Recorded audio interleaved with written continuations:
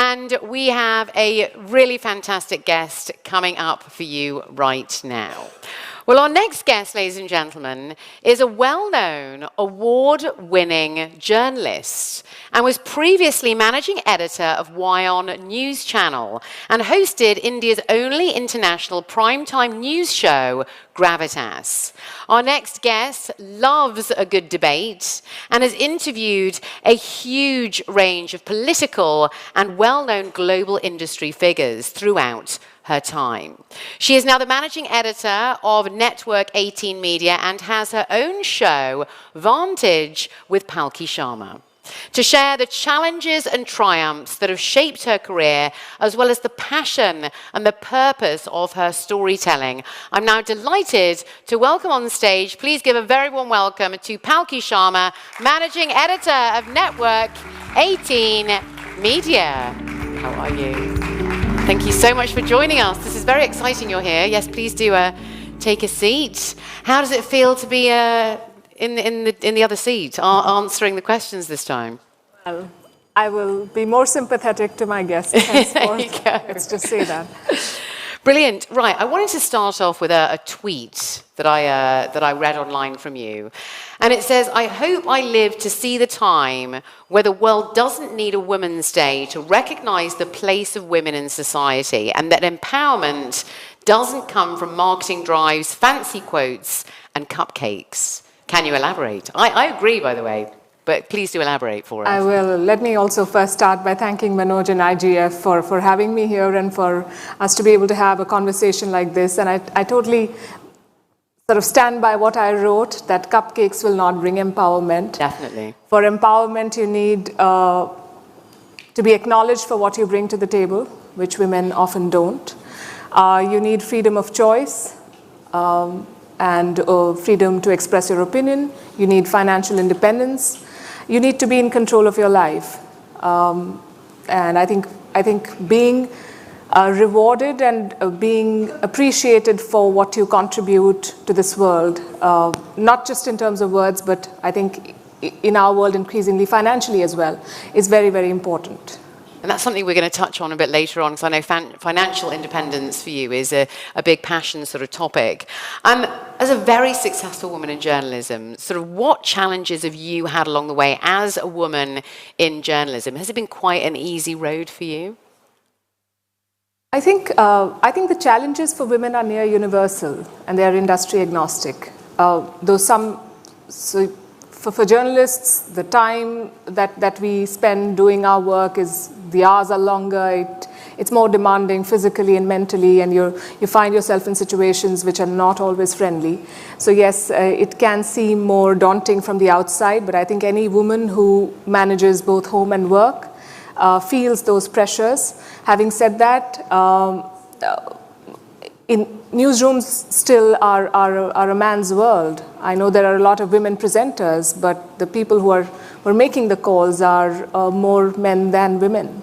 And I think I was lucky to have had some good mentors and bosses along the way. But I wouldn't say that it's easy for anyone, for people in my team. And whatever I learned in my 2 odd decades, I make sure that the challenges I face are not the same ones that my team faces. I'm sure they have their own set of things to worry about. But I think what we need is more women leaders to be able to appreciate what women in the workforce anywhere go through. And so, I mean, you've become, managing editor. You're managing editor of 2 networks now. So how has that sort of journey been as a woman? Have you had to fight your way to the top, or has it been quite a nice, supportive atmosphere in both networks? This is not so much about the networks, it's about the industry that we operate in, I think. And this was famously said by someone else. I love to borrow the quote that women are judged on their performance and men are judged on their potential. So you always have to prove both to your bosses and to your teams that you're deserving of the seat that you have. And it's that much harder for any woman leader anywhere. So no, it's not easy. And sometimes you have to go against your basic nature and push for your case. Because I think a lot of women still believe that someone somewhere will recognize how talented they are and reward them, and it doesn't happen. And over the past few years, when I became a manager, when I started hiring people, I saw that, and I'm not saying it's a bad quality, but men were very forthright in asking for what they think they deserved and negotiating better for their salaries and for their designations.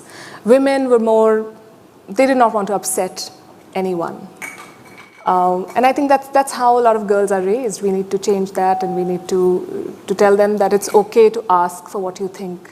I've heard that in so many industries, not necessarily just media, but yeah, we're always, we don't want to offend anyone, we're peacekeepers, and we never strive, because it looks like we're being arrogant if we want something else, Yeah. But in actual fact, if you're doing exactly the same job, why shouldn't you, exactly, if you have the same skill set.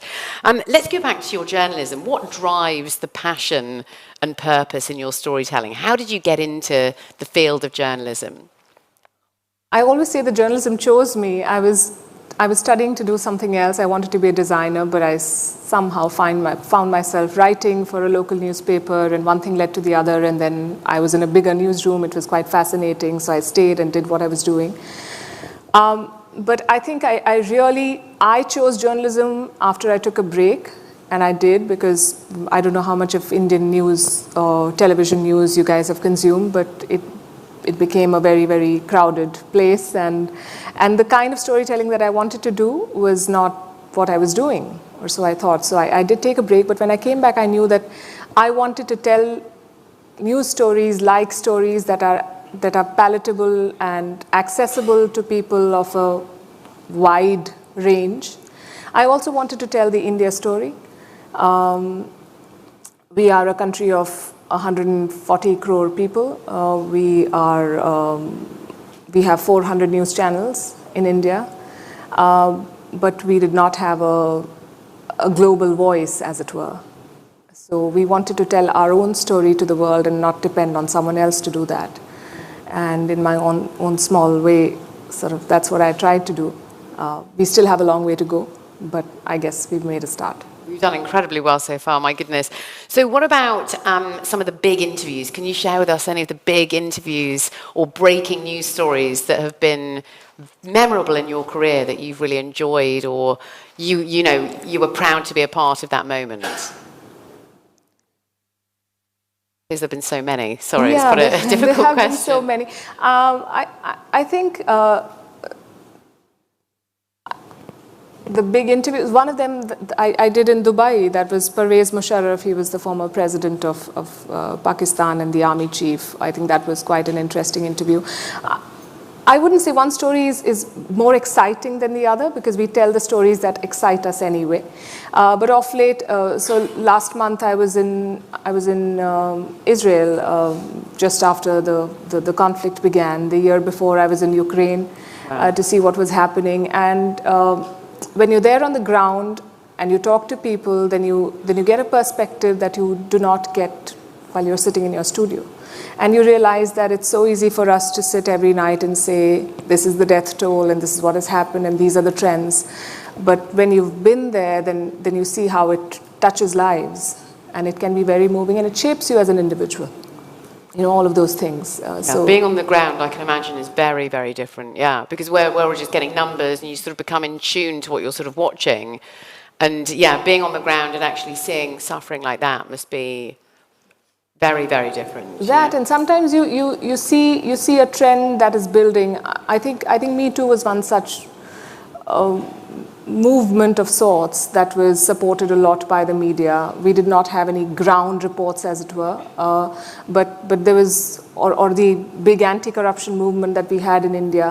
When you're part of those events, then you see history shaping in front of your very eyes, and you feel that there has to be a bigger purpose to what you're doing than just telling the news. I mean, you're actually shaping your story and that of your country or your people. You're making history at the end of the day, yeah. Or you're chronicling it. Chronicling your history, exactly. Let's go back to financial independence. So I was reading a staggering 62% of women, of Indian women, don't have a bank account.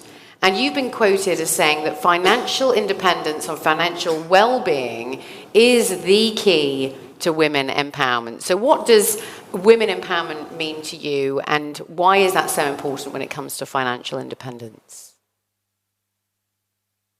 I think 62 you said? 62%, I thought 80% of Indian women have Oh, bank wow, accounts, okay. but it's not as much as men, obviously. And it's better than the global average for India. Oh, is that right? Is it better than the global average, yes. is it? Oh, gosh, I didn't know that.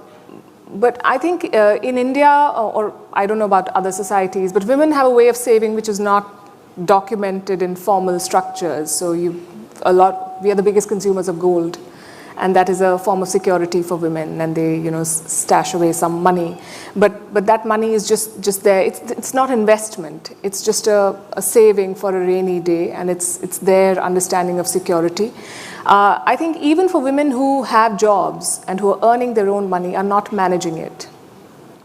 I have a friend who runs a podcast on financial advice, and she told me that a lot of middle-aged women in India are now being struck with 2 Ds, that is debt and divorce. And then when they're on their own with a big debt, they do not know, they've never managed their finances.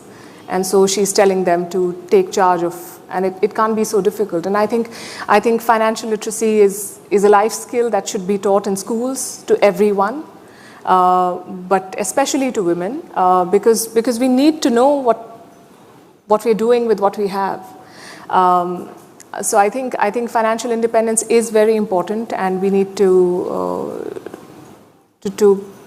I guess, it's not on anyone's priority list, not that I know of. So. Oh, it's not. Is it still something that's just sort of left behind? Yeah. Because as you said, there's financial independence, but then as you said, there's financial literacy, which is completely different, I suppose. So it's instilling that at a very early age, isn't it? Yes.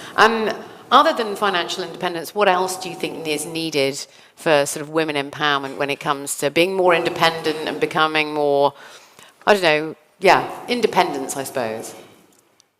I think it would help to have more women leaders because they can inspire others.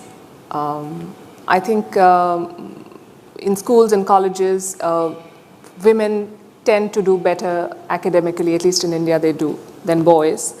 But then somewhere along the way they drop out of the workforce because their career cycle and their biological cycles clash, and a lot of them choose their family or whatever it is that they're doing, and that's their choice. But I'm saying that we don't have a pipeline of leaders to draw from then after a certain point.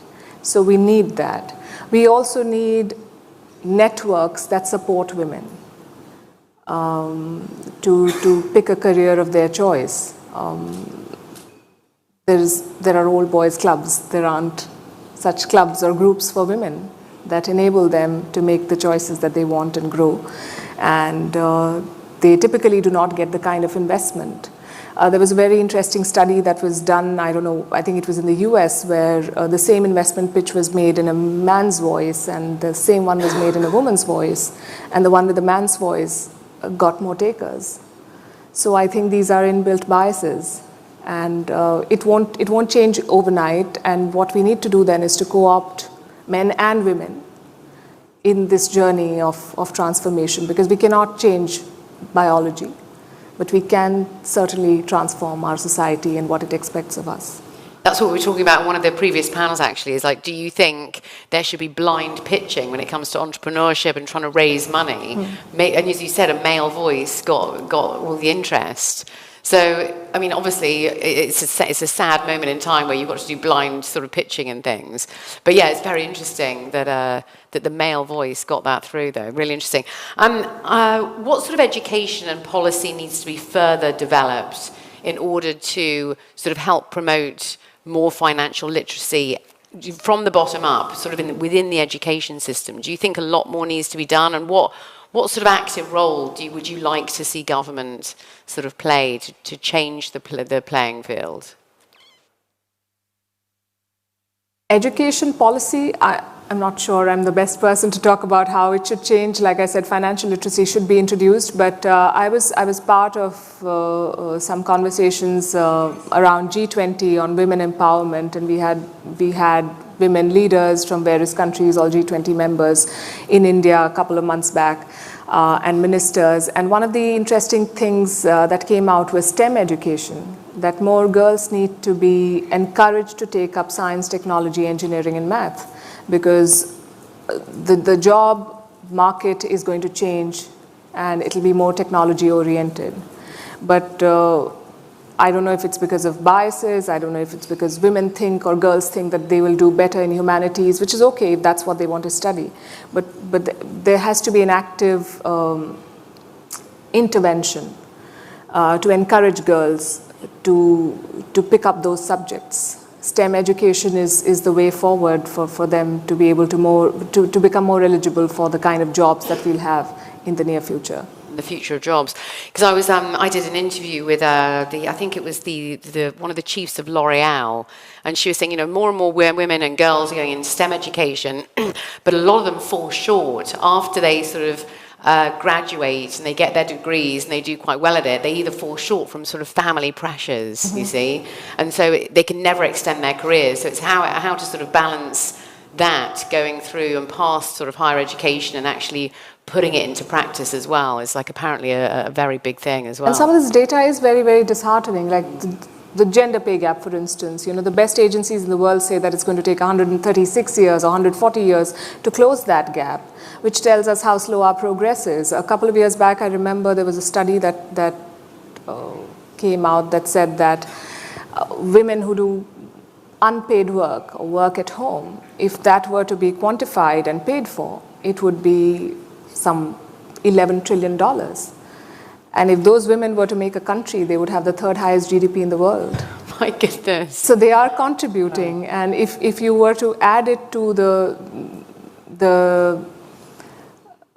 contribution that is converted into money, then women would be contributing much higher to the global GDP. So I think that there needs to be more awareness to what women are bringing to society, and they need to be compensated for that. 100%. Yeah. Very well said.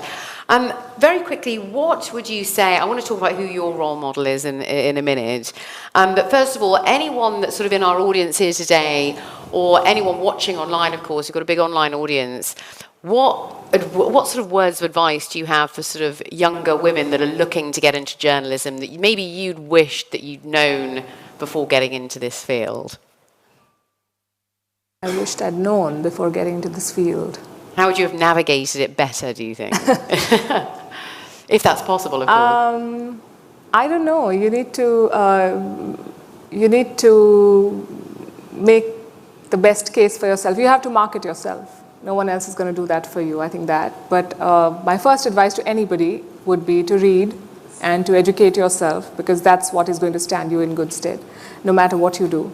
And it's very important because especially as journalists, we struggle with timelines. We are always faced with a stiff deadline, and we have to deliver. So it helps if you have some basic understanding of a subject, and you can't do it overnight. It's a process that takes years, and there is no shortcut to it. So you have to do it, and it can be daunting in the beginning, but eventually you're better off for it, and you like what you've done, the kind of work that you've put in. So I think it's very important to do your own reading, to research, to arm yourself with knowledge, because then you know that you cannot be shortchanged. And journalism is not for the faint-hearted, is it? It is not. It is not. It can be. I mean, you ask the junior-most reporters on the field. They're sent on they're usually given education or crime. That's where you start as reporters. And crime reporting can be tough because you're thrown into all sorts of situations. You see all kinds of scenes which can be blood-curdling. And initially, some of those stories stay with you for very long. Slowly, you become more cynical and you learn to process it, and you know that you don't have to become very emotionally attached. The first time I went into a refugee's house, it stayed with me for months. And then I had to learn to tell myself that I'm not part of that story. I can only tell the story, but I do not have to go and find a school for those kids. Yeah. That's not what I'm here for. So I think it takes time to become more rational about the subjects that you're dealing with, and they're not easy. I mean, you learn every day, and sometimes it's upsetting because when you're talking about stories like hunger, they're not as exciting as war. So you see people switching off mentally or physically, and that's not nice because you're telling about the hardships that a huge section of our population is going through. So I think the challenge is to make it more interesting and palatable and exciting. All stories are not like that, but that's what we do. And at the same time, growing a very thick skin at the same time, exactly, and making sure that you're not, obviously you're not a part of the story, you're telling the story, as you said, yeah. Very quickly, we've got 1 second to go, but I really want to know who your sort of inspiration is. Who do you look up to? And it's very important, as we were saying, across this forum, that it's very important to have a role model and a mentor. So who is that for you? For me, I think it's my mother. She got married at a very early age. She gave herself an education. She was studying and taking a formal degree till I was in high school. And she was doing it with everything else. And she was a teacher, she was raising us, and she was studying herself. And she's taught us to be true to our values and just take a shot and see where it takes you. So I think it takes a lot of grit. And she's not, her story is not unique, but that's I think what inspires me, and I hope that I can leave that behind for my own daughter. So I think she's always inspired me that way, and she's had a very positive approach to life, which is hard to emulate. Really nice. We cannot thank you enough for making time for us here at the India Global Forum 2023. Ladies and gentlemen, Palki Sharma.